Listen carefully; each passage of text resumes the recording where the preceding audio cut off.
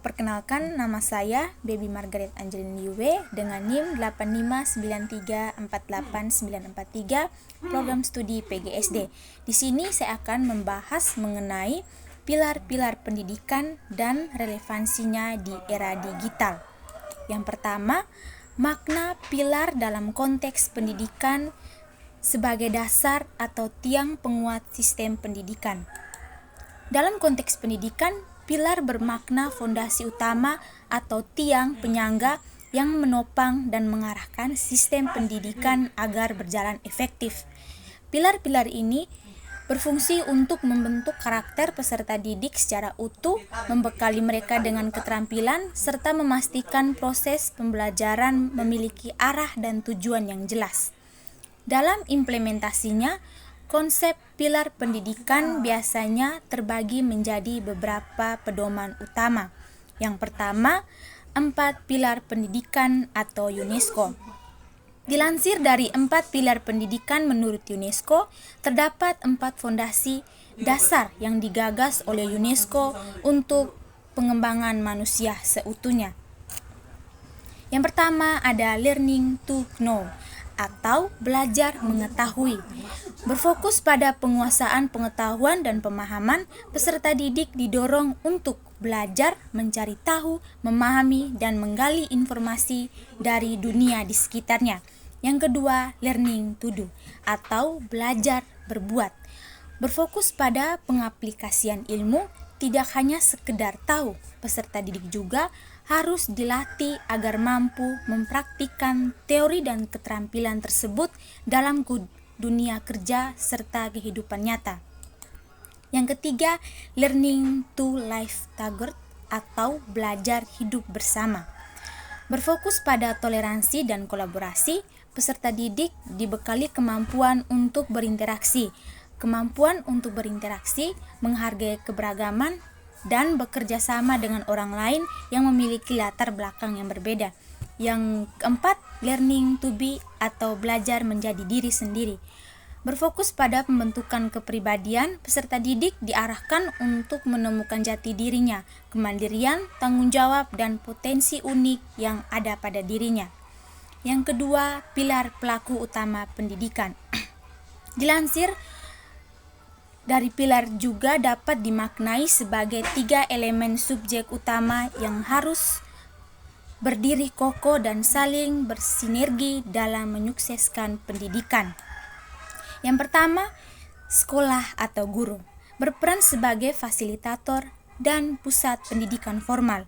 Yang kedua, keluarga atau orang tua berperan sebagai madrasah pertama dan pengawas moral. Yang ketiga, siswa atau masyarakat. Tujuan subjek utama yang dididik serta lingkungan sosial yang mendukung penerapan ilmu tersebut. Keberadaan pilar-pilar ini sangat penting. Tanpa fondasi yang kuat, sistem pendidikan hanya akan berfokus pada transfer teori semata tanpa melahirkan lulusan yang berdaya guna, adaptif, dan berkarakter. Yang kedua, prinsip dasar pendidikan menurut Ki Hajar Dewantara ing ngarso sung tulodo ing madya mangun karso tutwuri handayani. Semboyan pendidikan Ki Hajar Dewantara ini adalah trilogi pendidikan yang memandu peran pendidikan. Ketiganya mengarahkan pendekatan menyeluruh, memberikan teladan di depan, membangun motivasi dan perkarsa di tengah, serta memberi dorongan dan arahan dari belakang. Prinsip tersebut memiliki rincian makna sebagai berikut. Yang pertama, ing ngarso sung tulodo atau di depan memberi teladan. Sebagai pendidik atau pemimpin, kita harus menjadi panutan yang baik bagi siswa dan dalam sikap, perkataan, dan tindakan. Yang kedua, ing madya mangun karso, di tengah membangun kemauan atau ide.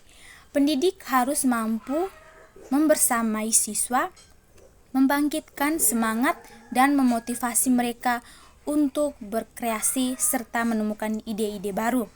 Yang ketiga, tutwuri handayani atau di belakang memberi dorongan atau arahan. Pendidik memberikan dorongan moral, dukungan serta kebebasan agar siswa dapat mandiri, berani maju, dan bertanggung jawab atas pilihannya. Yang ketiga, analisis relevansi dan tantangan penerapan prinsip tersebut dalam era digital, misalnya dalam pembelajaran daring, literasi digital, karakter peserta didik, dan peran guru.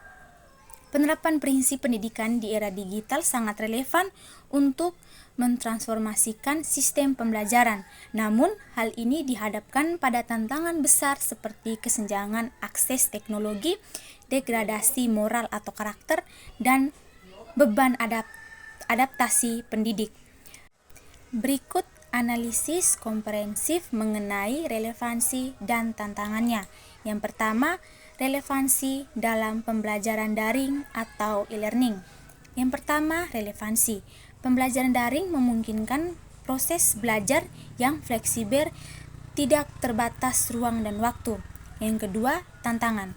Akses jaringan internet dan kepemilikan gawai atau gadget yang tidak merata, terutama di daerah pelosok.